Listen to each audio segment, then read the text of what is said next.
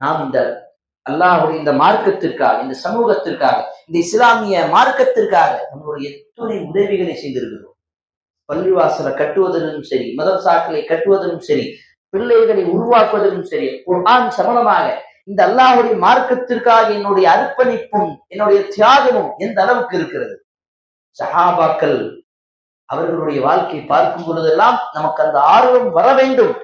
ஆனால் இன்று கவலைக்குரிய விஷயம், இந்த சஹாபாக்களுடைய வரலாற்றே நமக்கு தெரியவில்லை. ரசூலுல்லாஹுடைய மனைவிமார்களுடைய பெயர் தெரியாது, அவர்களுடைய பிள்ளைகளுடைய பெயர் தெரியாது. ஆனால் நம்மளுடைய பிள்ளைகளுக்கு இந்த உலக விஷயம் எல்லாம் தெரியும்.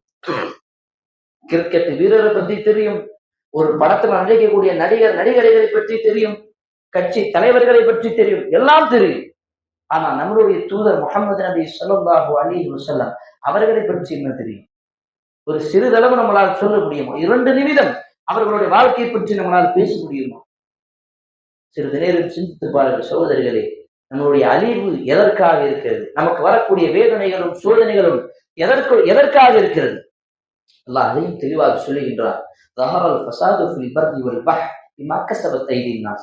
உங்களுடைய கைகளால் சம்பாதித்த காரியங்களால் தான் அல்லாஹ் உங்களுக்கு கடலிலும் கரையிலும் தரையிலும் உங்களுக்கு வேதனைகளை சோதனைகளை கொடுக்கின்றார்.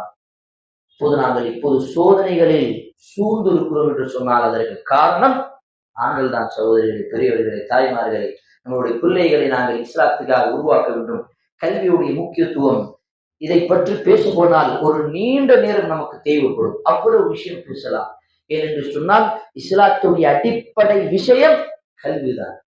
அந்த கல்வியை கொண்டுதான் அல்லாஹை பற்றி தெரிந்து கொள்ள சொல்கின்றார். முதலில் அறிந்து கொள்ளுங்கள், கல்வியை தேடிக் கொள்ளுங்கள், அல்லாஹை தவிர வேற யாரும் கிடையாது என்று. அல்லாஹ் படைத்த முதல் படைப்பு என்ன தெரியுமா? ஒரு பேனாதான்.